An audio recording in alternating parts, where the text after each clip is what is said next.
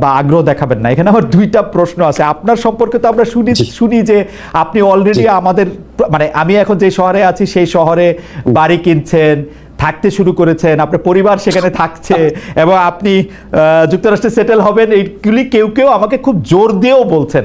আপনি যদি একটু বলতেন। আচ্ছা, এটা তো হঠাৎ আকস্মিকভাবে প্রসঙ্গটা এলো, তাও বলছি আপনাকে যে যারা বা যে এই গুজবটা রটিয়েছে যে যুক্তরাষ্ট্রে আমরা বাড়ি কিনেছি, আমার পরিবার চলে গেছে, এবং যারা এগুলি বিশ্বাস করেছেন তাদের কাছে আমি একটা বিনীতভাবে প্রশ্ন করি যে আপনারা যার কথা শুনে বিশ্বাস করেছেন তার কাছে আপনারা কেন জানতে চান না উনি বাড়িটা কোথায় কিনেছে, অ্যাড্রেসটা কোথায়, বাসাটার ছবিটা কোথায়? আপনি আমেরিকাতে আছেন অনেকদিন ধরে, আপনি জানেন আমেরিকায় যদি কেউ কোনো প্রপার্টি ওন করে, ফ্ল্যাট হোক, জমি হোক, আমি বা আমার স্ত্রী বা আমার পরিবারের সদস্য, এটা পাবলিক ডকুমেন্ট।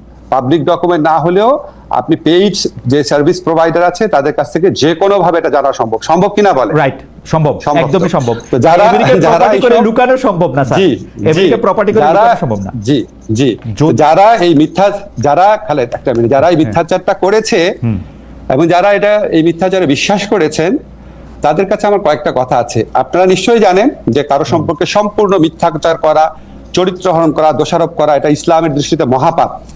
এবং আপনি এই মহাপাপটা যারা করলো তাদের কাছে এটা প্রমাণ না,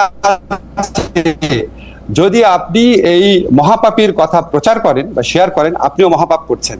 ঠিক আছে? আল্লাহর ভয় করেন। আপনাদেরকে আমি গ্যারান্টি দিচ্ছি যে আমেরিকাতে আমার কোনো প্রপার্টি নাই, আমেরিকাতে আমার পরিবারের কারো কোনো প্রপার্টি নাই, আমাদের কোনো ব্যাংক অ্যাকাউন্ট নাই, কিচ্ছু নাই। কিন্তু আপনাদের কাছে আমার এক্সপেকটেশন হচ্ছে যে বা যারা এই মিথ্যাটা রটিয়েছে তাদেরকে বলবেন প্রমাণ দিতে, 1 নাম্বার। 2 নাম্বার হচ্ছে বাংলাদেশে তো আমার বাচ্চারা স্কুলে পড়ে, ঠিক আছে?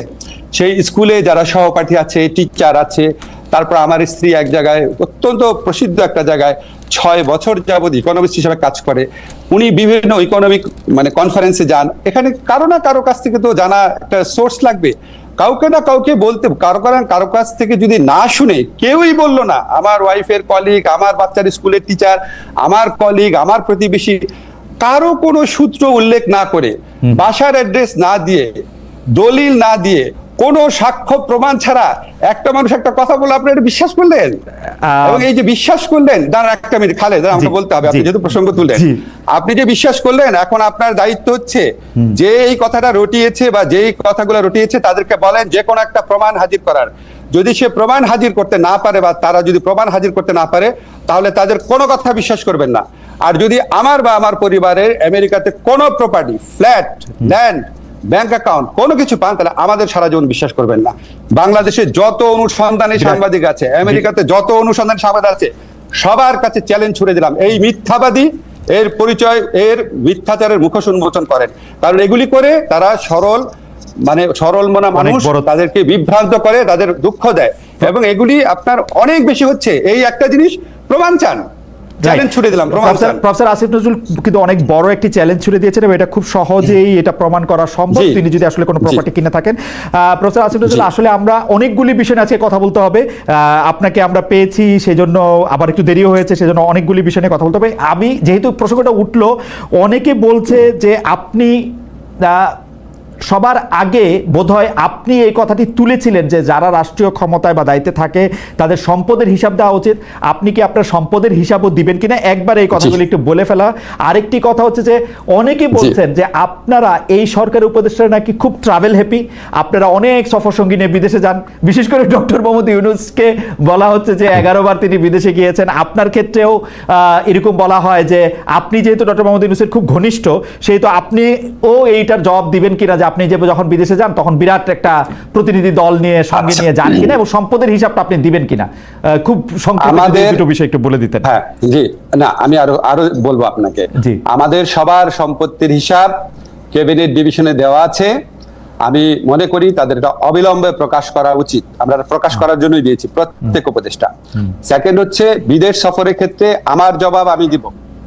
আমি যখন জেনেভাতে আইএলওর কনফারেন্সে গিয়েছিলাম, যেখানে স্থানীয় আওয়ামী লীগরা আমাকে অপদস্থ করার চেষ্টা করেছিল, সেখানে আমি একজনও সফর সঙ্গী নেই নাই। আমার সাথে অন্য একজন উপদেষ্টা ছিলেন, উনি নিয়েছিলেন। আমি আমার পিএস, আমার মন্ত্রণালয়ের একটা মানুষকেও নেই নাই। ঠিক আছে? আমি যখন বিদেশে যাই তখন আমার মন্ত্রণালয়ের সর্বোচ্চ 2 জন লোক গিয়েছিল আমার সাথে, এক্সট্রা 2 জন লোক একটা সফরই। সেটা হচ্ছে ওখান থেকে আমন্ত্রণ করা হয়েছিল দেখে। আমি যে সফরগুলোতে গিয়েছিলাম, একটা হচ্ছে আইএলওতে জবাবদিহি করার জন্য বাংলাদেশের জন্য, আর একটা হচ্ছে আবার গিয়েছিলাম হিউম্যান রাইটস কাউন্সিলে বাংলাদেশের পক্ষ থেকে জবাব দেওয়ার জন্য। এটা আমার ম্যান্ডেটরি। আমি সৌদি আরবে গিয়েছিলাম বাংলাদেশের শ্রম বাজার নিয়ে আলোচনা করার জন্য, আর একটা গিয়েছিলাম তাদের কনফারেন্সে, তাদের অতিথি হয়ে, যেখানে 2 জন সৌদি মন্ত্রী সহ আমাকে স্টেজে তারা অনেক সম্মান করে করেছে। এবং এটা যেটার কারণে বলে রাখি আপনাকে প্রসঙ্গত, সৌদি আরবে 2 বার যাওয়ার কারণে বাংলাদেশের সাথে সৌদি আরবের প্রথম শ্রম বা কর্মসংস্থানের এগ্রিমেন্ট হতে যাচ্ছে, যেটা ইন্ডিয়া পাকিস্তানের সাথেও নাই। আর আমি গিয়েছিলাম মালয়েশিয়াতে, সেখানে আমার সফরসঙ্গী ছিল 1 জন। ওকে, সরি, সেখানে সফরসঙ্গী ছিল 2 জন। Right. মালয়েশিয়াতে 2 জন, সর্বোচ্চ 2 জন, এবং কোন কোন ক্ষেত্রে আমার কোনো সফরসঙ্গী ছিল না। তার মানে আপনি আরেকটা কথা আগে থেকে বলছেন সেটি আপনি পালন জি। করছেন। আপনি যদি অবশ্যই, সম্পদের অবশ্যই। হিসাবটির কথা আরেকটা আপনি কথা, পরিষ্কার করে বললেন যে এটা আসলে ক্যাবিনেটে জি, দেয়া আছে অবশ্যই। এবং এটা পাবলিক করা হবে যে কোনো সময়, রাইট? অবশ্যই। আরেকটা কথা বলি, জি। আরেকটা কথা আমি বলতাম, এখন চট করে মনে করতে পারছি, সেটা হচ্ছে বিদেশি চিকিৎসা নেব না। আমাদের কেউ বিদেশি চিকিৎসা নেয় নাই। হ্যাঁ। আমার ব্যক্তিগত, আমার এবং আমার পরিবার, আমি উপদেষ্টা হওয়ার পর চিকিৎসা নিয়েছি হচ্ছে পিজি হসপিটাল, যেটা এখন বাংলাদেশ হসপিটাল নামে পরিচিত। ওকে। যেখানে সাধারণ রোগীরা দেখায় সেভাবে দেখিয়েছি। ইবনে সিনাতে দেখিয়েছি, সারা জীবন যেই হসপিটালে দেখাতাম সেখানেই দেখিয়েছি। কোনোদিন বাইরে যাওয়া তো দূরের কথা, বাইরের ওষুধ পর্যন্ত খাই নাই।